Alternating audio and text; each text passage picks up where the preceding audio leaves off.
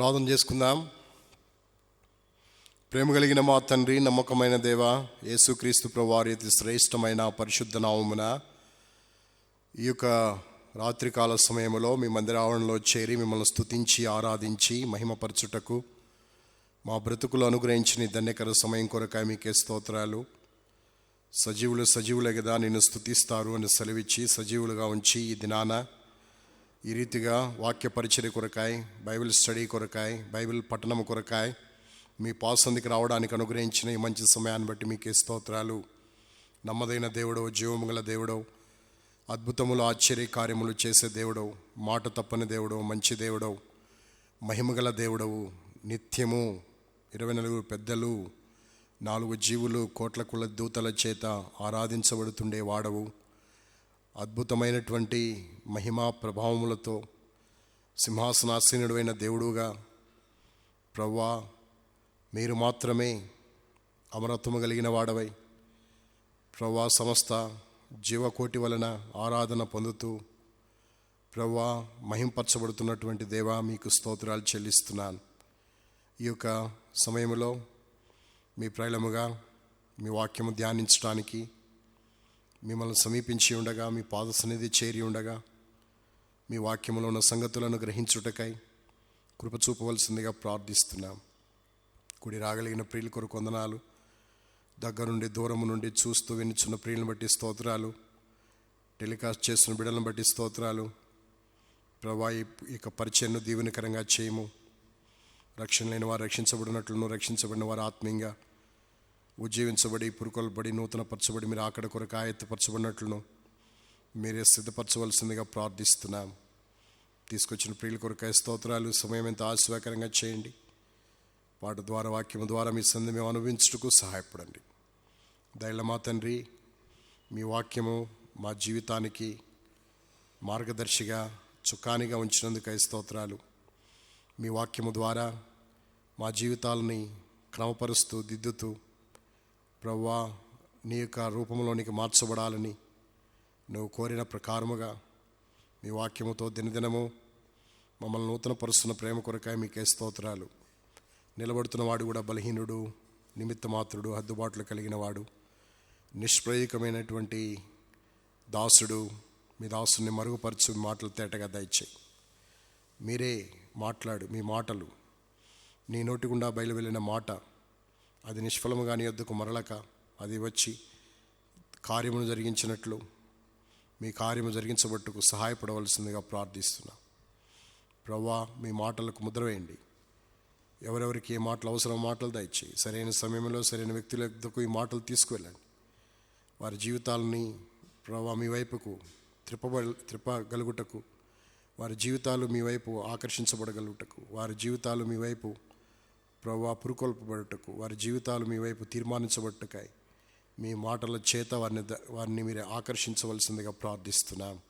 సహాయపడండి. ఈ సమయం మాకెంతో ఆశీర్వాదకరంగా చేయమని కోరుతూ తెచ్చిన ప్రియుల కొరకై వందనములు చెల్లిస్తూ ముందున్న సమయం ఆశీర్వాదకరంగా చేయమని మీ యొక్క దైవికమైనటువంటి కృప, మీ యొక్క నడిపింపు, మీ ఆత్మ ప్రేరణ మీ ఆత్మీక ఆధీనంలో మమ్మల్ని ఉంచుకోవాల్సిందిగా కోరుకుంటూ ప్రభువైన యేసుక్రీస్తు వారికి నామమున ప్రార్థించి వేడుకుంటూ ఉన్నాము తండ్రి.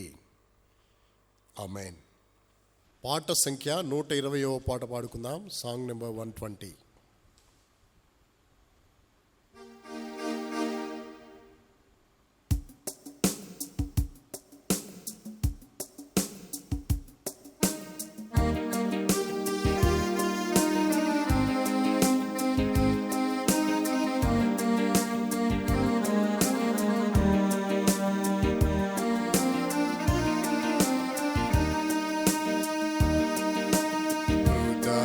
సమర్పించెదము ప్రభునకు స్తుతి ప్రశంసలతో, పరిశుద్ధులము చేరి హృదయమర్పించెదము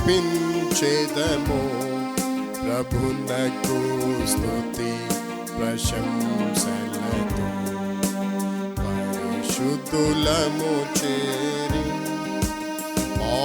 పాపభారము మోయన్ వచ్చెనేసు జగతిన్ భారము మోయన్ వచ్చెనేసు జగతిన్ పాపుల పాపము తొలగించుటకు పాపుల పాపము తొలగించుటకు నిత్య జీవము నీచెన్ నిత్య జీవము నీచెన్ హృదయమర్పించెదము ప్రభునకు స్తుతి ప్రశంసలతో పరిశుద్ధులము చేరి హృదయమర్పించెదము ప్రభునకు స్తుతి ప్రశంసలతో పరిశుద్ధులము చేరి సంకట క్లేశము భరించెన్ నామ్రతతో దీనుడై సంకట క్లేశము భరించెన్ నామ్రతతో దీనుడై రక్షణ ద్వారము తెరచెను ప్రభువు రక్షణ ద్వారము తెరచెను ప్రభువు నిత్య నిరీక్షణనిచ్చెన్ నిత్య నిరీక్షణనిచ్చెన్ హృదయమర్పించెదము ప్రభునకు స్తుతి ప్రశంసలతో పరిశుద్ధులము చేరి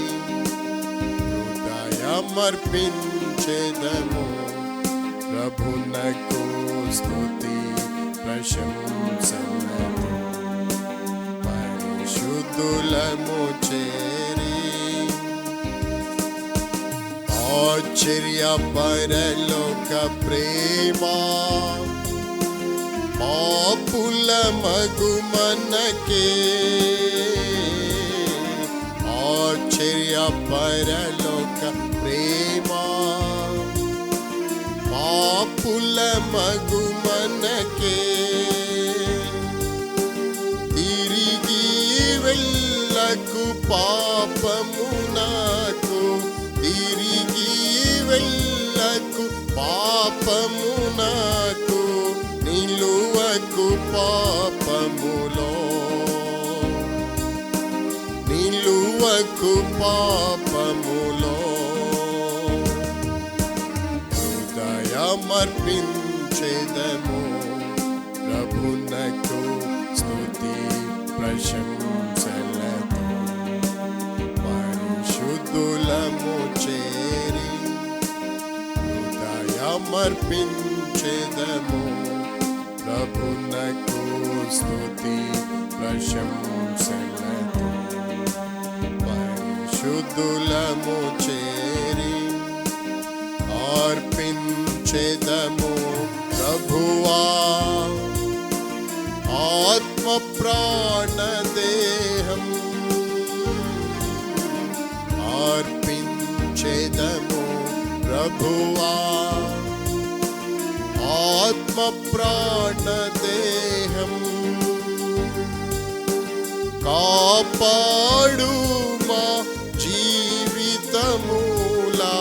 కాపాడు మా జీవితములా ఇది మా వినతి ఇది మా వినతి హృదయమర్పించెదము ప్రభునకు స్తుతి ప్రశంసలతో పరిశుద్ధులము చేరి హృదయమర్పించెదము ప్రభునకు స్తుతి ప్రశంసలతో పరిశుద్ధులము చేరి.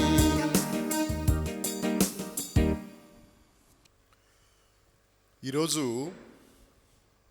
మన ధ్యానము కొరకై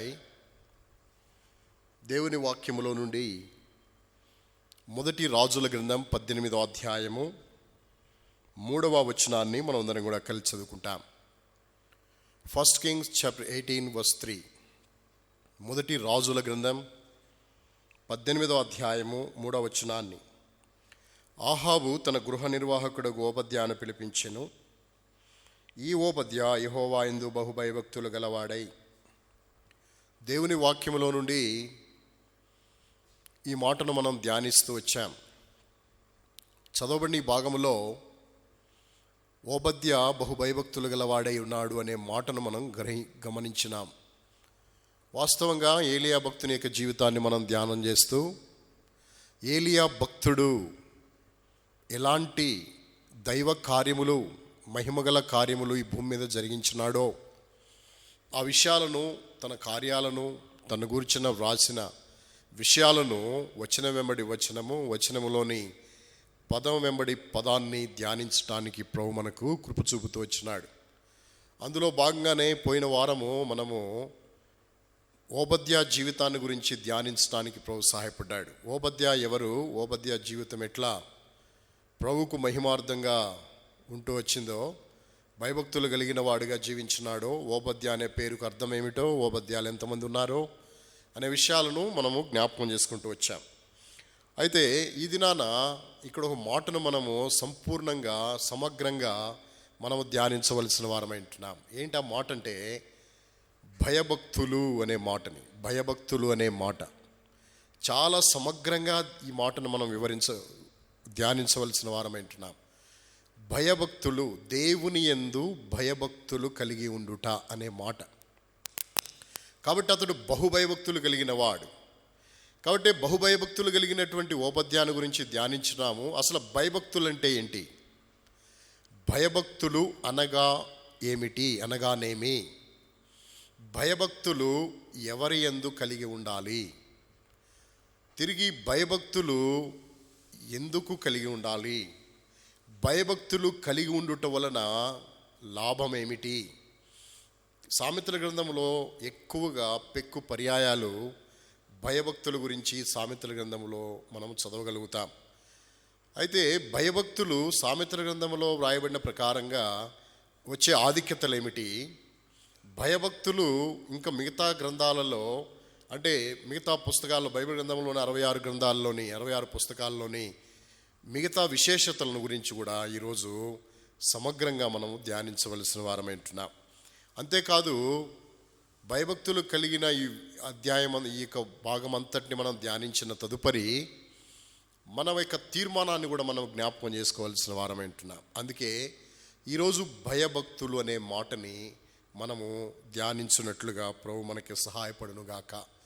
దేవుని వాక్యంలో మనం చదివాము, భయభక్తులు గలవాడే అనే మాటను చదివాము. భయభక్తులు అనగానేమి? బైబిల్ గ్రంథము భయభక్తుల గురించి 4 విషయాలను తెలియజేస్తుంది.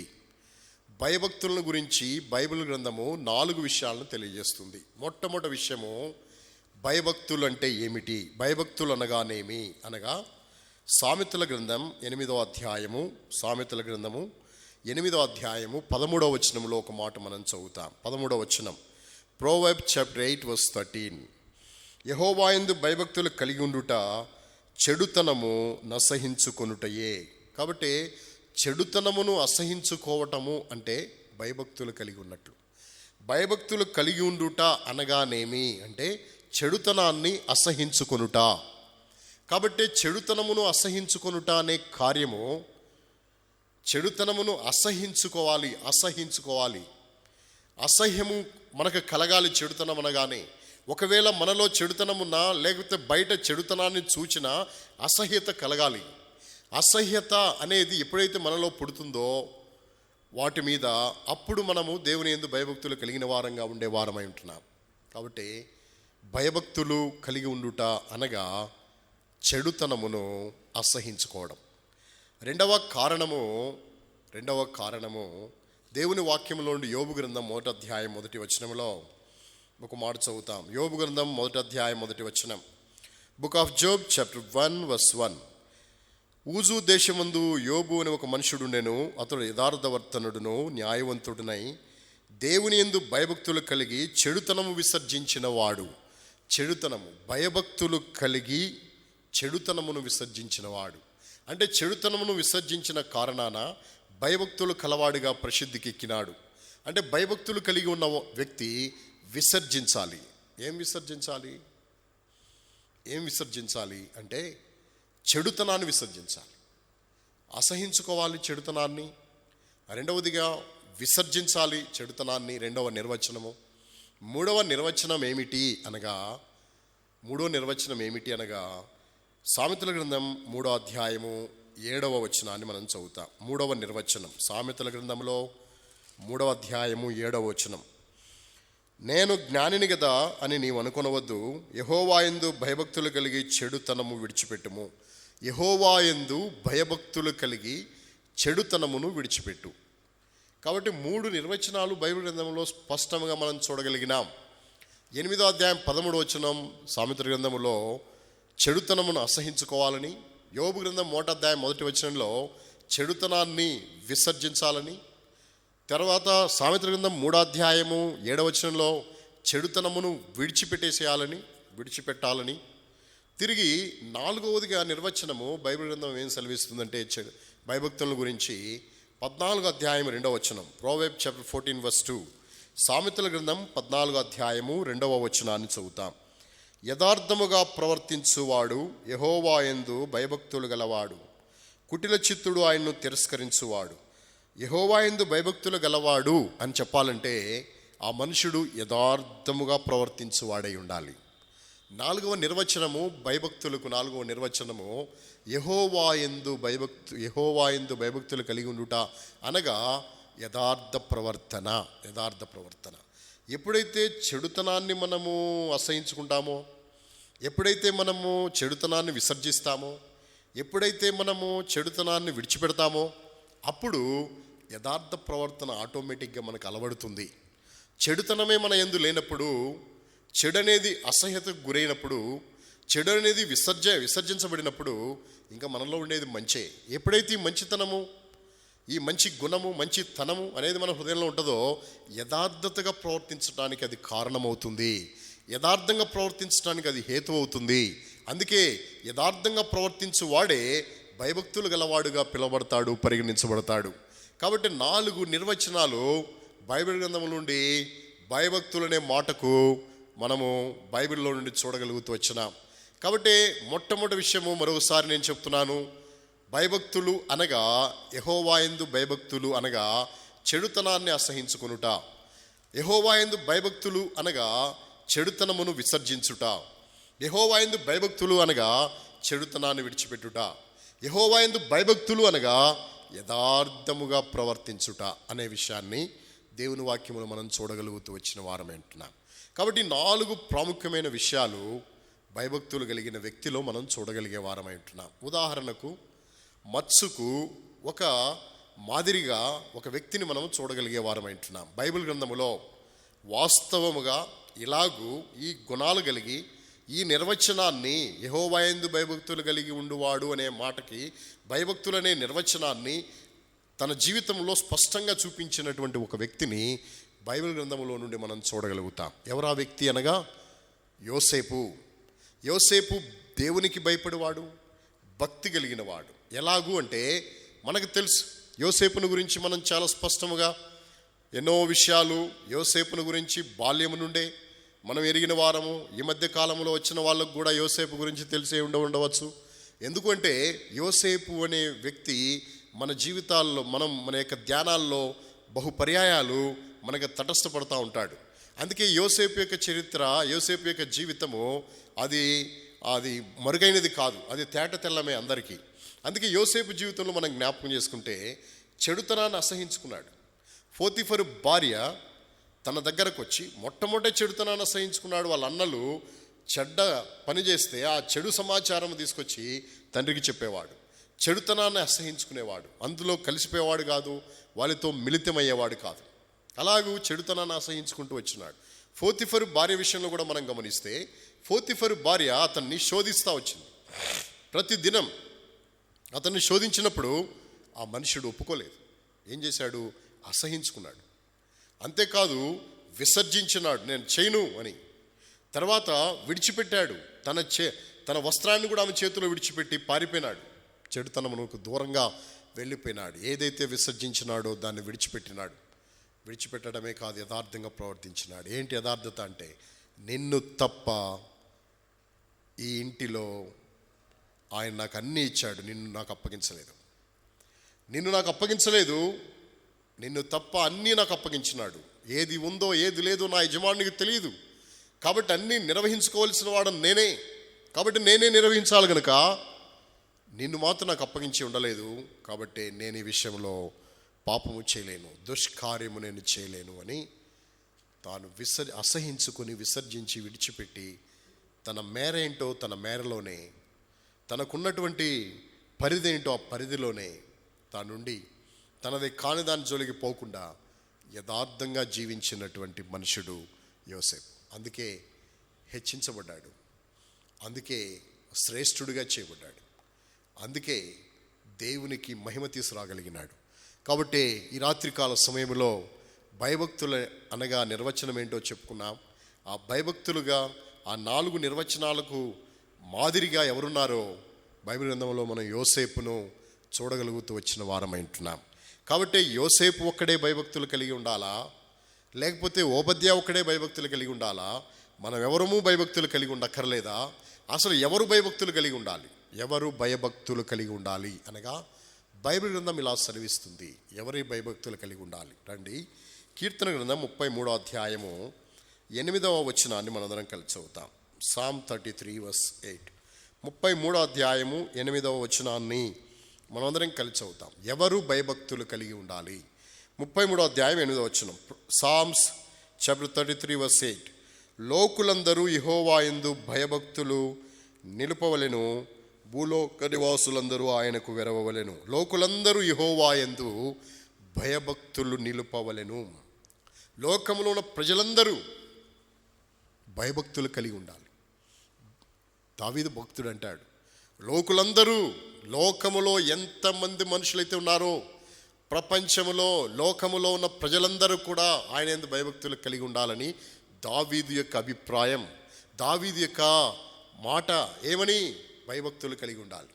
దావీదే కాదు, దావీదు కుమారుడైన సొలొమోను, జ్ఞాని అయిన సొలొమోను, ఈ సొలొమోను యొక్క అభిప్రాయము, ఈ సొలొమోను యొక్క ఏర్పాటు, సొలొమోను యొక్క గ్రహింపు ఏమిటి అనగా అన్ని పరిశీలించి సూర్యుని కింద ప్రపంచములో ఏం జరుగుతుందో అంతటినీ పరిశీలించిన తర్వాత తేలిన ఫలితార్థం ఇదే అని చెప్పి ఒక చక్కని మాటను చెప్పినాడు సొలొమోను. దావీదంటాడు, లోకులందరూ యెహోవా యందు భయభక్తులు నిలపాలనేది దావీదు యొక్క అభిప్రాయాన్ని వెలబుచ్చితే, జ్ఞాని అయిన సొలొమోను యొక్క అభిప్రాయం ఏమిటి అనగా ప్రసంగి గ్రంథము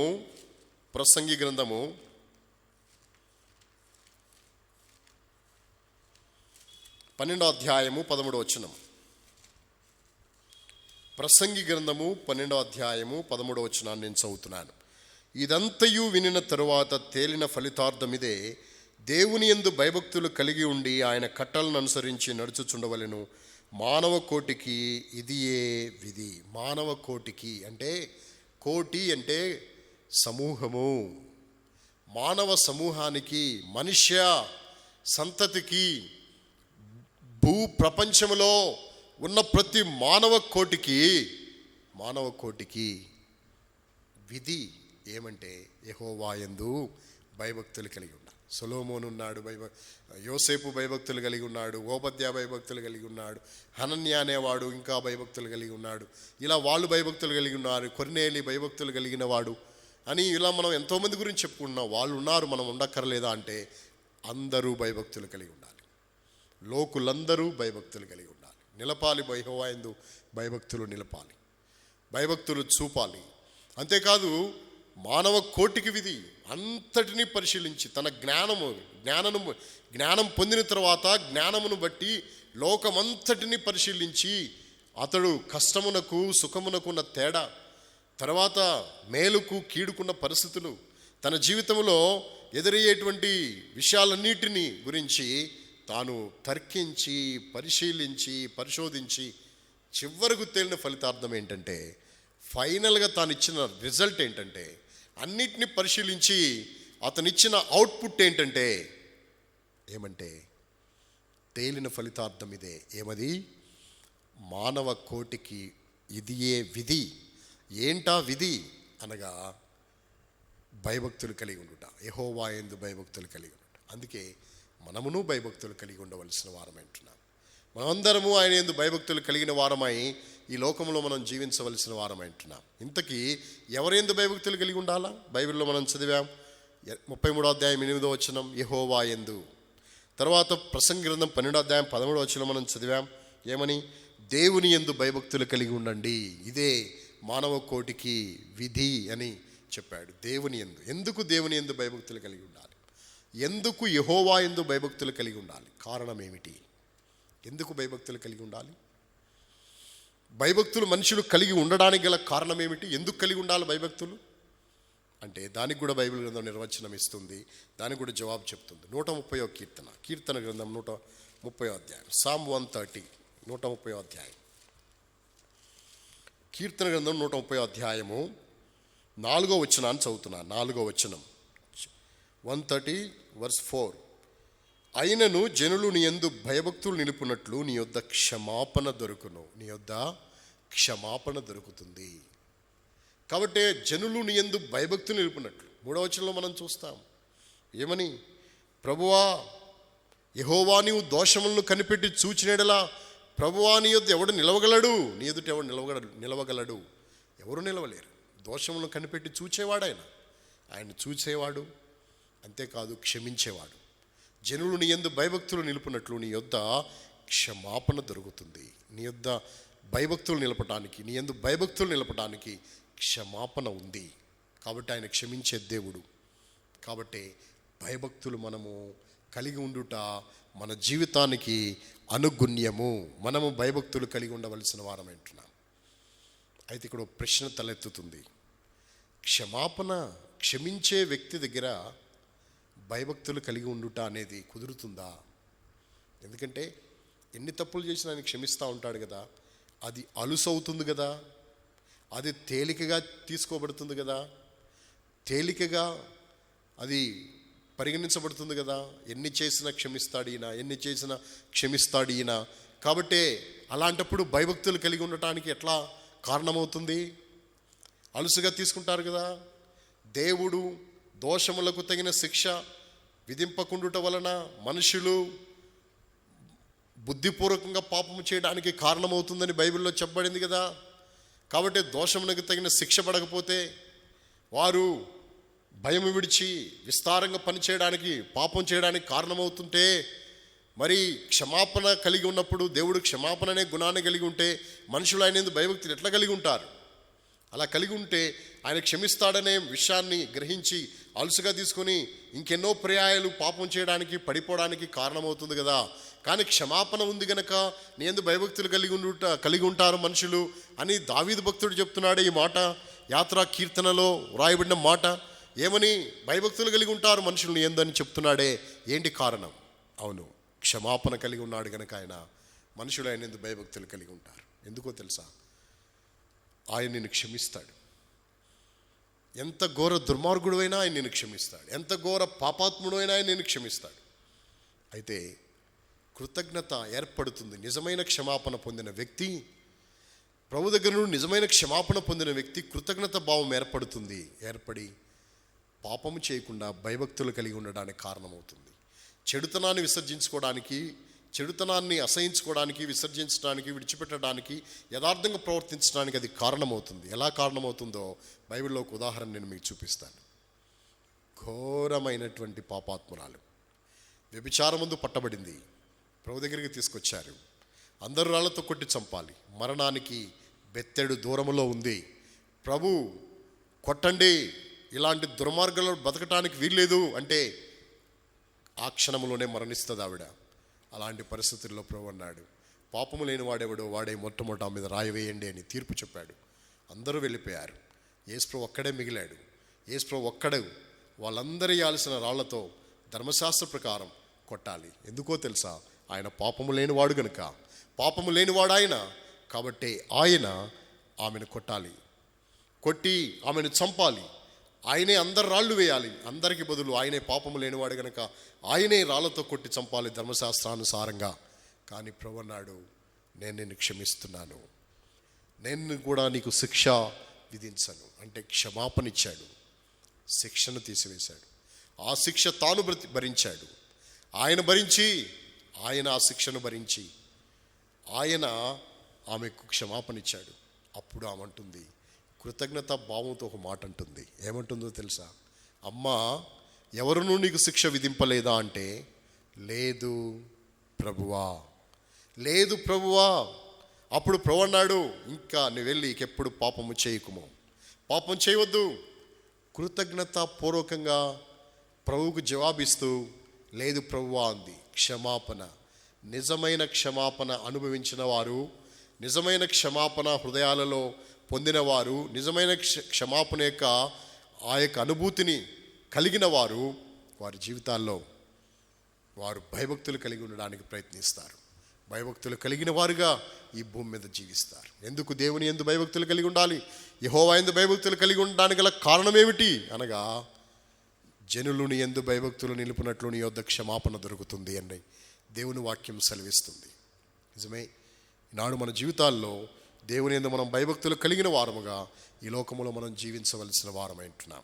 తిరిగి భయభక్తులు కలిగి ఉండటం వలన వచ్చే లాభాలు ఏంటి? బైబిల్లో ఒక మాట మనకు తెలుసు. కీర్తన గ్రంథము నుండి 128వ అధ్యాయం 1వ వచనంలో ఒక మాట రాయబడింది.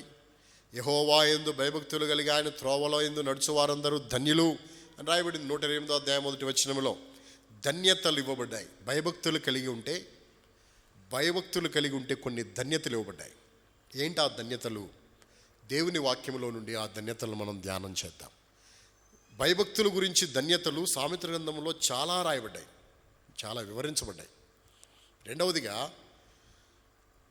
వేరే పుస్తకాల్లో కూడా ధన్యతల గురించి రాయబడ్డాయి. భయభక్తులు కలిగి ఉంటే వచ్చే ధన్యతలు ఏంటో స్పష్టంగా బైబిల్ గ్రంథంలో మనం చూస్తాం. మొట్టమొదట సామెతల గ్రంథంలో వచ్చే 5 ఆధిక్యతలను మనం ధ్యానం చేస్తాం. భయభక్తులు కలిగి ఉండుట వలన వచ్చేటువంటి మానవ కోటికి, ఎవరైతే భయభక్తులు కలిగి ఉంటారో దేవుని యందు, భయభక్తులు నిలుపుతారో దేవుని యందు, భయభక్తులు కలిగి నడుచుకుంటారో దేవుని యందు, జీవిస్తారో భయభక్తులు కలిగి, వారికి దేవుడిచ్చేటువంటి ఆధిక్యతలేమిటి, ధన్యతలేమిటి, మేలులేంటి అనే విషయాలను మొట్టమొదటి సామెతల గ్రంథం నుండి పరిశీలన చేద్దాం. భయభక్తులు కలిగి ఉండటం వలన వచ్చే మొదటి ఆధిక్యత ఏమిటి అంటే, సామెతల గ్రంథం 1వ అధ్యాయము 7వ వచనం. Proverbs chapter 1. సామెతల గ్రంథం 1వ అధ్యాయము 7వ వచనం. verse 7. 1వ అధ్యాయం 7వ వచనాన్ని చదువుతాం.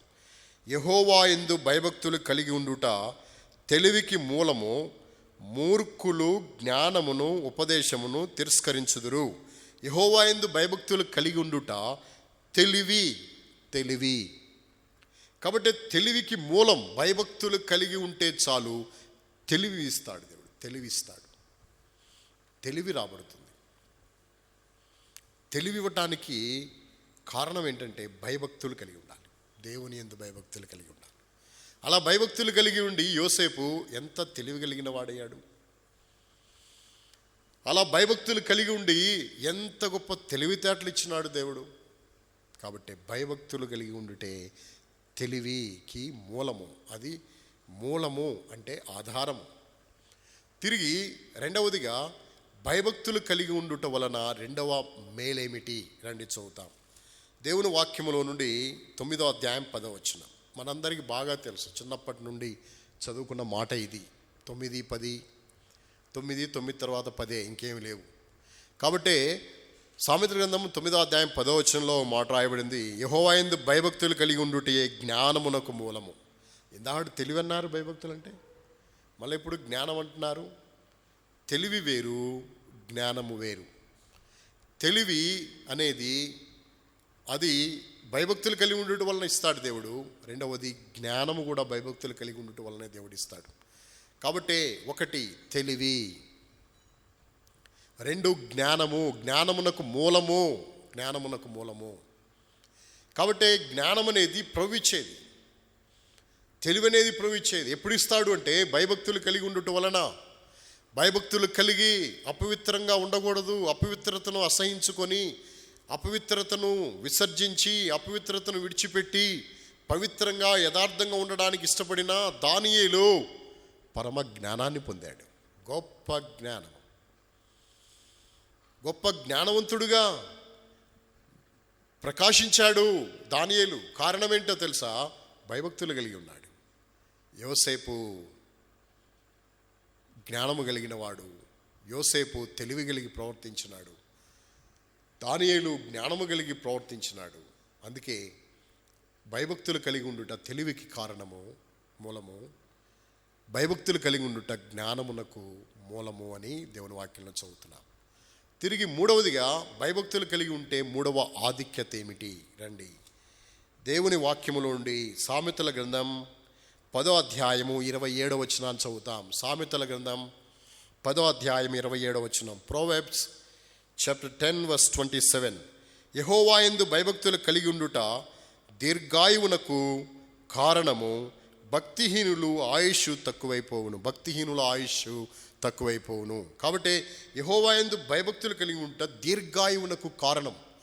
దీర్ఘాయుష్ను దేవుడిస్తాడు.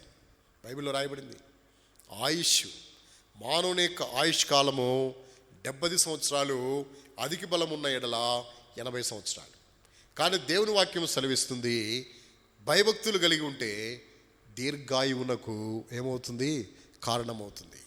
కాబట్టి దీర్ఘాయుష్ని ఇస్తాడు. బైబిల్లో రాయబడింది, నీవు జీవించు సంవత్సరములు అధికములగును, నా వలన నీకు దీర్ఘాయువు కలుగుతుంది. కాబట్టి ఆయుష్ను కూడా దేవుడు నీకు ఇస్తాడు, అది దీర్ఘమైనదిగా కూడా చేస్తాడు. ఎక్కువైన జీవించు సంవత్సరాలను కూడా దేవుడు నీకు ఇవ్వగలిగే వాడై ఉంటున్నాడు ఆయన యందు నువ్వు భయభక్తులు కలిగి ఉంటే. కాబట్టి భయభక్తులు కలిగి ఉండటం వలన దీర్ఘాయువు వస్తుంది, భక్తిహీనుల ఆయుష్ తక్కువైపోతుందని రాయబడింది. అంతేకాదు ప్రసంగి గ్రంథకర్త అంటాడు, దుర్మార్గ పనులు చేయొద్దు, బుద్ధిహీనంగా తిరగొద్దు. నీ కాలమునకు ముందు నువ్వు ఎలా చచ్చిపోతావు? నీ కాలానికి ముందు నువ్వు ఎట్లా చచ్చిపోతావు? నువ్వు ఎలా మరణిస్తావు? నీ కాలానికి ముందు, కాలం వచ్చేదాకా ఆగకుండా కాలానికి ముందుగానే ఎందుకు మరణిస్తావు? దుర్మార్గ పనులు అధికంగా చేయబాక, బుద్ధిహీనంగా తిరగొద్దు, భయభక్తులు కలిగి ఉండు, దీర్ఘాయువునకు కారణమవుతుంది. అందుకే మూడవ ఆధిక్యత దీర్ఘాయువు అని దేవుని వాక్యంలో మనం చదువుతున్నాం. తిరిగి 4వ ఆధిక్యత బైబిల్ గ్రంథము నుండి ఆ మాటను చదువుతాము. 14వ అధ్యాయము సామెతల గ్రంథము 26వ వచనాన్ని చదువుతాం. 26. Proverbs chapter 14:26. సామెతల గ్రంథం 14వ అధ్యాయం 26వ వచనం. యెహోవా యందు భయభక్తులు కలిగి ఉండుట బహుధైర్యము పుట్టించును, అట్టివారి పిల్లలకు ఆశ్రయ స్థానము కలదు. భయభక్తులు కలిగి ఉంటే బహుధైర్యం వస్తుంది, మామూలు ధైర్యం కాదు, బహుధైర్యము. కాబట్టి గొప్ప ధైర్యవంతులం అవుతాం భయభక్తులు కలిగిన వారు. దేవుని యందు భయభక్తులు కలిగిన వారు బహుధైర్యం కలిగిన వాళ్ళు అవుతారు. వారు అగ్నిగుండము కూడా వారు భయపడరు, సింహాల గుహకు కూడా వాళ్ళు భయపడరు. అగ్నిగుండమైనా, సింహముల గుహ అయినా, ఎర్ర సముద్రమైనా, ఎలాంటి భయంకరమైన పరిస్థితులైనా వారు భయపడరు. కారణం వారు భయభక్తులు కలిగిన వారు. అందుకే వాళ్ళు అన్నారు ఏమని? ఓ నెబుకద్నెజరు, నీకు ప్రత్యుత్తరం ఇవ్వాలన్న చింత మాకు లేదు. మా దేవుడు మండుచున్న ఈ వేడి మిగల అగ్నిగుండము నుండి విడిపించడానికి సమర్థుడు. ఒకవేళ విడిపించకపోయినా అందులో మేము పడతాం తప్ప నీ ప్రతిమకు నమస్కారం చేయమని తెలుసుకో. వారు ఎంత ధైర్యంగా మాట్లాడారు. ఓ ప్రక్కన అగ్నిగుండం వాళ్ళ కళ్ళకు కనబడుతుంది, అగ్నిగుండం దగ్గరే వాళ్ళు ప్రశంసపడుతూ వచ్చారు. అగ్నిగుండం వాళ్ళ కళ్ళ ముందు ప్రత్యక్షంగా కనబడుతుంది, స్పష్టంగా అగ్నిగుండం యొక్క పరిస్థితిని వాళ్ళు చూడగలుగుతున్నారు. అయినను వాళ్ళు జవాబిచ్చినారు. సింహాల గుహ ఎంత భయంకరమైనదో దానియేలుకు తెలుసు, అయినను భయభక్తులు కలిగిన వాడయ్యాడు. సింహాల గుహను కూడా లెక్క చేయలేదు. ఎందుకు ఇంత ధైర్యం ఎక్కడిది వీళ్ళకు? భయభక్తులు కలిగి ఉంటే నువ్వు పొందే ఆధిక్యతది, మేలది. అందుకే దేవుడు యందు భయభక్తులు కలిగి ఉండేవారు బహుధైర్యము గల వారు అవుతారు. కాబట్టి బహుధైర్యము కలిగిన వాడిగా దానియేలు, బహుధైర్యము కలిగిన వాడు షద్రకు, మేషకు, అబేద్నెగోను వారు ప్రభు కొరకు జీవించినట్లు మనం చూస్తాం. కాబట్టి మొట్టమొదటి కారణము తెలివి, రెండవ ఆధిక్యత జ్ఞానము, మూడవ ఆధిక్యత దీర్ఘాయువు, నాలుగవ ఆధిక్యత బహుధైర్యము. తిరిగి ఐదవ ఆధిక్యత ఏమిటి? 22వ అధ్యాయం Proverbs chapter 22 verse 5. 22వ అధ్యాయము 4వ వచనాన్ని చదువుతాం. verse 4, 22:4. సామెతల గ్రంథం 22వ అధ్యాయం 4వ వచనాన్ని చదువుకుందాం. యెహోవాయందు భయభక్తులు కలిగి ఉండుట వినయమునకు ప్రతిఫలము, ఐశ్వర్యమును ఘనతయు జీవమును దాని వలన కలుగును. కాబట్టి 22వ అధ్యాయం 4వ వచనంలో భయభక్తులు కలిగి ఉండుట వినయమునకు ప్రతిఫలము. వినయమునకు కారణం. భయభక్తులు కలిగి ఉంటే భయభక్తుల వలన వినయం వస్తుంది. వినయం వలన చాలా ఆధిక్యతలు వస్తాయి. ఎన్ని ఆధిక్యతలు వస్తాయి అంటే, వినయము వలన ఘనతకు ముందు వినయముండును, నాశనమునకు ముందు గర్వముండును. అహంకారమైన మనసు నాశనాన్ని తీసుకొస్తుంది, వినయమైన మనసు ఘనతను తీసుకొస్తుంది. అందుకే ఎవరైతే ఘనత కలిగి ఉంటారో, ఎవరైతే వినయము కలిగి ఉంటారో, వినయం వలన ఏమొస్తుందో అక్కడ రాయబడింది, ఐశ్వర్యం వస్తుంది, ఘనత వస్తుంది, జీవం వస్తుంది. భయభక్తుల వల్ల వినయము, ఆ వినయము వలన ఐశ్వర్యము, వినయము వలన ఘనత, వినయము వలన జీవము రాబడుతుంది అని రాయబడింది. అందుకే ఇందాక మనం చెప్పుకోవాల్సిన మాటలు ఇంకో మాట కూడా ఉంది. 14వ అధ్యాయము సామెతల గ్రంథం 27వ వచనములో యెహోవాయందు భయభక్తులు కలిగి ఉండుట జీవపు ఊట అని రాయబడింది. జీవపు ఊట కలిగిన వారు అవుతారు.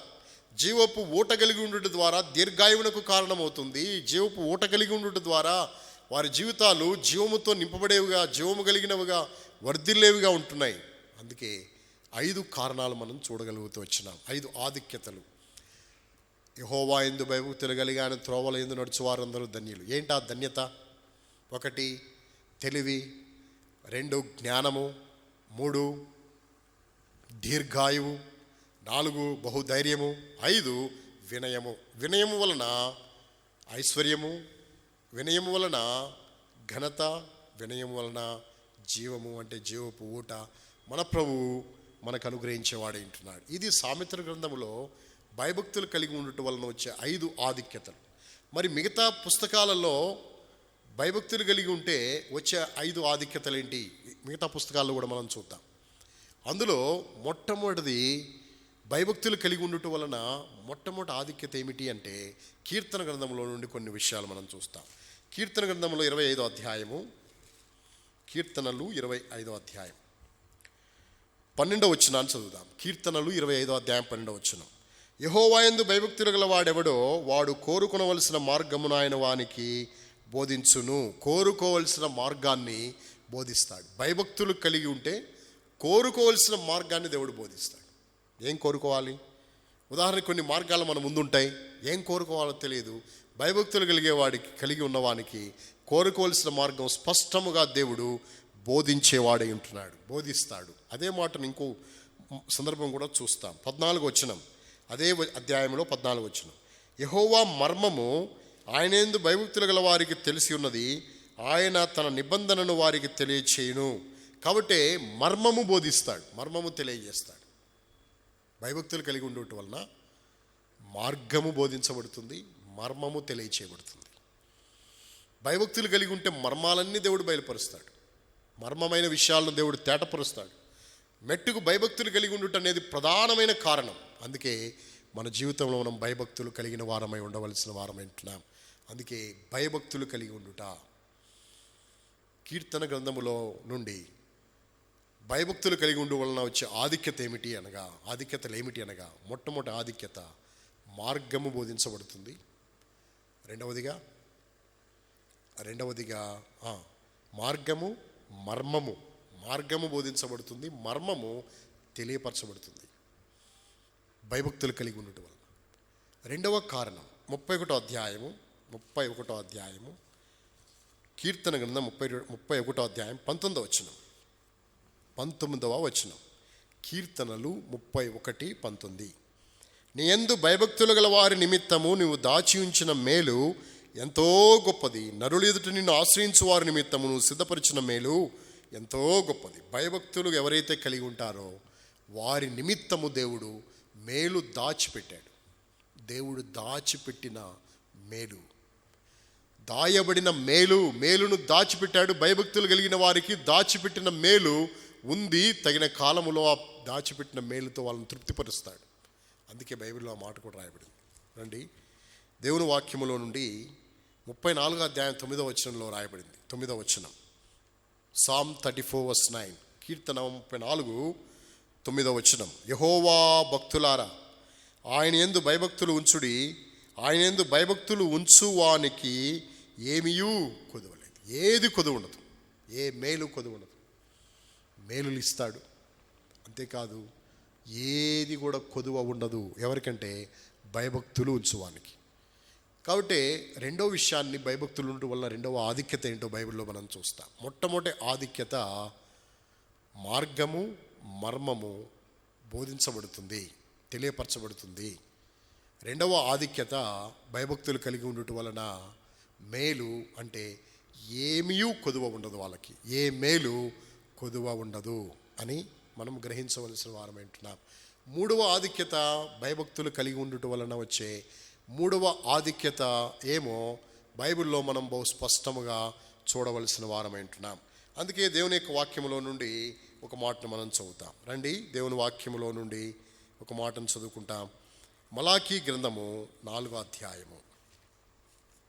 దయచేసి కీర్తన గ్రంథం 145వ అధ్యాయం, కీర్తనలు 145వ అధ్యాయము 19వ వచనం. Psalm 145:19, కీర్తన 145:19. తన యందు భయభక్తులు గల వారి కోరిక ఆయన నెరవేర్చును, వారి మొరాలకించి వారిని రక్షించును. భయభక్తులు గల వారి యొక్క కోరికను నెరవేరుస్తాడు దేవుడు. కోరిక నెరవేరుతుంది. ఎవరైతే దేవుని యందు భయభక్తులు కలిగి ఉంటారో వారి హృదయ వాంఛలు, హృదయ కోరికలు నెరవేర్చబడేవై ఉంటున్నాయి. కాబట్టి మూడవ ఆధిక్యత, మొట్టమొదటి ఆధిక్యత, వారి జీవితంలో ఏమి నెరవేర్చబడుతుంది, ఏమి ఇవ్వబడుతుందంటే మార్గము బోధించబడుతుంది, మర్మం తెలియపరచబడుతుంది. రెండవ ఆధిక్యత, మేలు దాచి ఉంచినాడు, ఏమీ తక్కువ కాదు, కొదువై ఉండదు, ఏ మేలు కొదువై ఉండదు. తిరిగి మూడవ ఆధిక్యత, వారి కోరిక ఏం చేయబడుతుంది, నెరవేర్చబడుతుంది. ఆయన వారి కోరికను నెరవేర్చును అని దేవుని వాక్యంలో మనం చదువుతున్నాం. తిరిగి నాలుగవ ఆధిక్యత, బైబిల్లో మలాకీ గ్రంథము 4వ అధ్యాయము 2వ వచనాన్ని చదువుతాం. మలాకీ గ్రంథం 4వ అధ్యాయం 2వ వచనం, 4వ అధ్యాయము 2వ వచనాన్ని చదువుతాం. అయితే నా నామమందు భయభక్తులు గలవారు మీకు నీతి సూర్యుడు ఉదయించును, అతన్ని రెక్కలు ఆరోగ్యము కలగచేయును గనుక మీరు బయలుదేరి క్రొవ్విన దూడలు గంతులు వేయనట్లు గంతులు వేయుదురు. భయభక్తులు గలవారు మీకు నీతి సూర్యుడు ఉదయిస్తాడు. భయభక్తులు గల వారి మీద నీతి సూర్యుడు ఉదయించుట, ఆయన రెక్కల క్రింద ఆరోగ్యము ఉదయిస్తాడు. ఆయన రెక్కల క్రింద వారు ఆరోగ్యం కలిగిన వారు అవుతారు. ఇది భయభక్తులు గల వారికి. కాబట్టి నీతి సూర్యుని యొక్క రెక్కలు మనకు ఆరోగ్యాన్ని ఇచ్చేవిగా ఉంటున్నాయి. అందుకే మన జీవితంలో మనము భయభక్తులు కలిగి ఉండుట ఎంతైనా ఆవశ్యకము. కాబట్టి భయభక్తులు కలిగి ఉండటం వలన వచ్చే లాభం ఏంటో 4 విషయాలు జ్ఞాపకం చేసుకుంటూ వచ్చాం. 4వదిగా, నీతి సూర్యుడు ఉదయిస్తాడు, అతని రెక్కల కింద ఆరోగ్యం కలుగుతుంది. అప్పుడు మీరు బయలుదేరి కొవ్విన దూడలు గంతులు వేసినట్టు గంతులు వేస్తారు. 5వ ఆధిక్యత ఏమి, 2వ రాజుల గ్రంథం 2 Kings chapter 18 18వ అధ్యాయము 12వ వచనాన్ని చదువుతాం.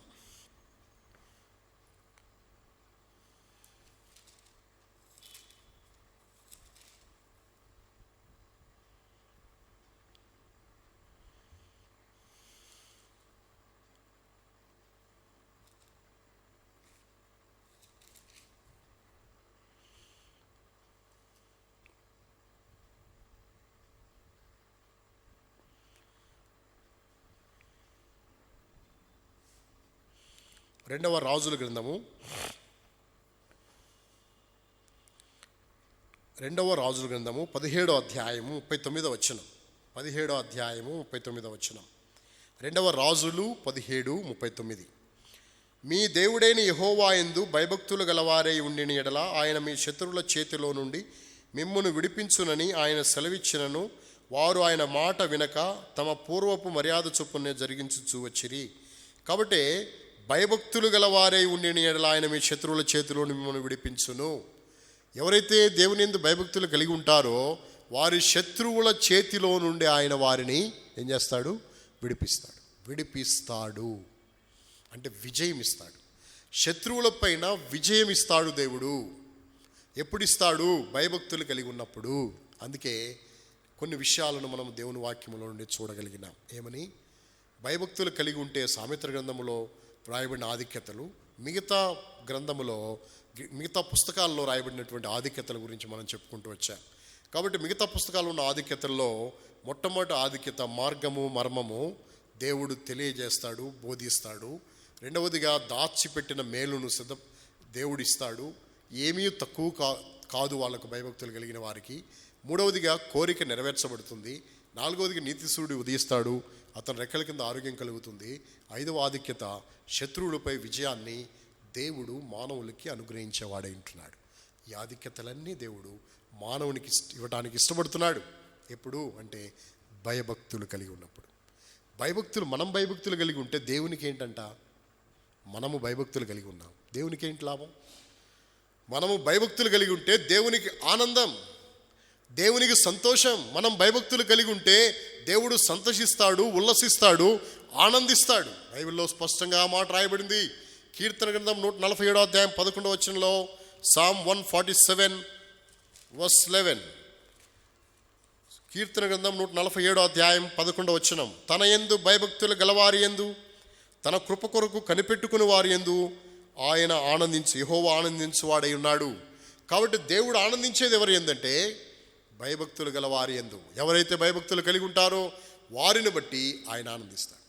ప్రభుని ఆనందింప చేయడానికి, నీ జీవితంలో దేవుడిచ్చే ఆధిక్యతలు పొందటానికి మనము దేవుని యందు భయభక్తులు కలిగి ఉండట ఎంతయో ఆవశ్యకమో, ప్రాముఖ్యమో.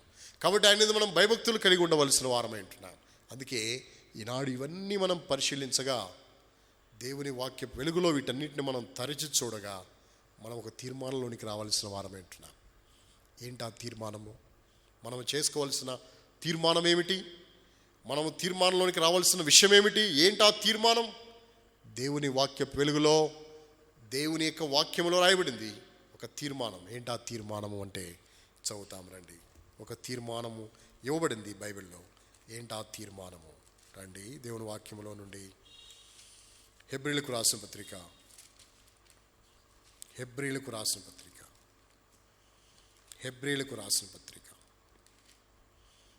అధ్యాయం 28-29 వచనాలు. Hebrews chapter 12 verse 28-29. హెబ్రీలకు రాసిన పత్రిక 12వ అధ్యాయం 28-29 వచనాలు. అందువలన మనము నిశ్చలమైన రాజ్యమును పొంది దైవ కృప కలిగి ఉందము. ఆ కృప కలిగి వినయ భయభక్తులతో దేవునికి ప్రీతికరమైన సేవ చేయదము. ఏలైనగా మన దేవుడు దహించు అగ్ని అయి ఉన్నాడు. మన దేవుడు దహించు అగ్ని. అందుకే మనం ఆయనకి వినయ భయభక్తులతో ప్రీతికరమైన సేవ చేయాలి. ఇది మన యొక్క తీర్మానము. మనం ఈ విధంగా తీర్మానించుకొని కృప కలిగిన వారమై దేవుని కృపను పొందాము గనక, కృప పొందినటువంటి మనము వినయ భయభక్తులతో దేవునికి మనం ప్రీతికరమైన సేవను జరిగించవలసిన వారమై ఉంటున్నాం. ఎప్పుడైతే ఇలా ప్రీతికరమైన సేవ చేస్తామో, భయభక్తులు కలిగి ఉంటామో, దేవుడు ఎవరి మీదో దృష్టి పెట్టాడు, నీ మీదే దృష్టి పెడతాడు. ఎవరి విషయాల్లో జోక్యం చేసుకోడు, నీ విషయాల్లోనే జోక్యం చేసుకుంటాడు. ఎందుకో తెలుసా? బైబిల్లో స్పష్టంగా చక్కని మాట రాయబడింది. ఆ మాట ఏమిటి అంటే, యెహోవా భయభక్తులు గలవారి యందు ఆనందించడమే కాదు, భయభక్తులు గలవారు ఒకరితో ఒకరు మాట్లాడుకుంటే చెవియొగ్గి ఆలకిస్తాడు అని రాయబడింది. అంటే ఆయన చెవులు నీవైపే, ఆయన మనస్సు నీవైపే, ఆయన దృష్టి నీవైపే, ఆయన సమస్తము నీవైపే, ఆయన చెవులు నీ మీదే ఉంటాయి. నువ్వేం మాట్లాడతావో నీ మాటల మీద ఆయన దృష్టి ఉంచుతాడు, చెవులు ఉంచుతాడు. అందుకే బైబిల్ స్పష్టంగా సెలవిస్తుంది. మలాకీ గ్రంథం 3వ అధ్యాయం 16వ వచనంలో, యెహోవా యందు భయభక్తులు గల వారి మీద నీతి సూర్యుడు మాత్రమే కాదు, యెహోవా యందు భయభక్తులు గల వారి మాటలు ఆయన చెవియొగ్గి ఆలకిస్తాడనే మాట బహు స్పష్టముగా దేవుని వాక్యములో మనం చదవగలిగే వారమేంటున్నాం. 3వ అధ్యాయం 16వ వచనం మలాకీ. అప్పుడు యెహోవా యందు భయభక్తి గల వారు ఒకరితో ఒకరు మాట్లాడుకొనుచుండగా యెహోవా చెవియొగ్గి ఆలకించెను. మరియు యెహోవా యందు భయభక్తులు కలిగి ఆయన నామమును స్మరించుండు వారికి జ్ఞాపకార్థంగా ఒక గ్రంథము ఆయన సముఖమందు వ్రాయబడిన. భయభక్తులు గల వారి ఎదుట కొరకై ఒక గ్రంథం ఉంది, జ్ఞాపకార్థ గ్రంథం. భయభక్తులు గల వారు మాట్లాడుకుంటే చెవియొగ్గి ఆలకిస్తాడు దేవుడు. కాబట్టి నీ మాటలు వినటానికి ఆయన ఎంతో ఇష్టపడతాడు. నీవు భయభక్తులు కలిగి ఉంటే ఆయన ఎంతో ఆనందిస్తాడు. కాబట్టి గొప్ప ఆధిక్యతలన్నీ మన జీవితంలో ఇవ్వడానికి ఇష్టపడుతున్నాడు. అందుకే భయభక్తులు కలిగి ఉండుట మనకు అవసరం. మనం ప్రభు యందు భయభక్తులు కలిగిన వారమై ఈ లోకంలో మనం జీవించాలి. భయభక్తులు కలిగి ఉంటే ఇన్ని ఆధిక్యతలు. సామెతల గ్రంథం నుండి 5 ఆధిక్యతలు చూడగలిగినాం. మిగతా గ్రంథాల నుండి 5 ఆధిక్యతలు మనం చూడగలిగినాం. 10 ఆధిక్యతలు ఉన్నాయి బైబిల్లో. భయభక్తులు కలిగి ఉండటం వలన, భయభక్తులు కలిగి ఉంటే దేవుడు ఆనందిస్తాడు. భయభక్తులు కలిగి ఉంటే దేవుడు ఆనందిస్తాడు, వారి మాటలు ఆలకిస్తాడు, వారి యందు ఆనందిస్తాడు. అందుకే మనం ఆయన యందు భయభక్తులు కలిగి లోకంలో జీవించవలసిన వారమంటున్నాం. కాబట్టి ఓబద్య బహు భయభక్తులు కలిగిన వాడు. మనము ప్రభు యందు భయభక్తులు కలిగిన వారం ఈ లోకంలో ప్రభు కొరకు జీవించినట్లు ప్రభు మనకి సహాయపడును గాక.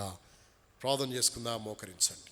ప్రార్థన చేసుకుందాం. ప్రేమ కలిగిన తండ్రి, నమ్మకమైన దేవా, యేసుక్రీస్తు ప్రభువారి శ్రేష్ఠ నామమున మరోసారి మీ పాసందికి వస్తున్నాం. ప్రేమించి అనుగ్రహించిన ఈ మంచి సమయాన్ని బట్టి మీకే వందనాలు, స్తోత్రాలు. మీరు చేసిన మేలును బట్టి మీకే వందనాలు. మీరు మాయలో చూపిన కృపను బట్టి మీకే వందనాలు. ఈ దినం బైబిల్ స్టడీలో సహాయపడ్డారు. భయభక్తులు కలిగి ఉన్న ఓబద్య, భయభక్తులు అనగానేమో, భయభక్తులు ఎవరు కలిగి ఉండాలో, ఎందుకు కలిగి ఉండాలో, భయభక్తులు అనగానేమి, భయభక్తులు కలిగి ఉంటే వాళ్ళు వచ్చే ఆధిక్యతలేమి, భయభక్తులు కలిగి ఉంటే మీకు వచ్చే ఆధిక్యత ఏమి, మీరు ఏ విధంగా ఆనందిస్తారు మీ వాక్యంలో స్పష్టంగా చూపించినందుకై స్తోత్రాలు. ఈనాడు ఆ విధంగా మా జీవితాల్లో భయభక్తులు కలిగి ఉండటకై మాకు మీ కృపనిమ్మని, భయభక్తులు కలిగి మా జీవిత దినాలన్నీ మీ కొరకు జీవించుటకై మీ కృపను ప్రసాదించవలసిందిగా ప్రార్థిస్తున్నాం. తీసుకొచ్చిన ప్రియుల కొరకై వందనాలు. వచ్చిన వారందరినీ పేరు పేరుని దీవించి ఆస్వాదించు. మీ మాటలు విన్నారు, వారిలో గొప్ప కార్యం జరిగించి మీ నామానికి మహిమ తెచ్చుకో. ప్రభువా, భయభక్తులు కలిగి ఉండటం వలన మాకు వచ్చే ఆధిక్యతలు మీ వాక్యంలో బహు స్పష్టంగా తెలియజేసినాం. వాటిని మేము స్వతంత్రించుకొని భూమి మీద మీకు ఇష్టలుగా జీవించడానికి కృప దయచేయండి.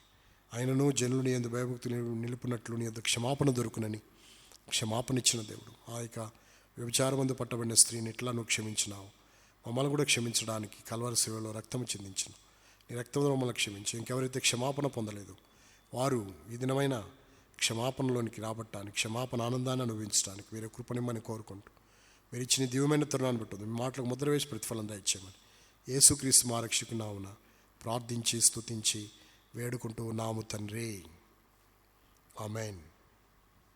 మన తండ్రి దేవుని ప్రేమ, మన ఇప్పుడు యేసుక్రీస్తు వారి కృప, పరిశుద్ధాత్మిక అన్యోన్య సహవాసము, సమాధానము ఇప్పుడు ఎల్లప్పటికీ చేరు మనందరికీ సర్వలోకంలో తను ప్రేమించు వారికి సదాకాలము తోడయుండి నడిపించును గాక. ఆమేన్. Praise the lord.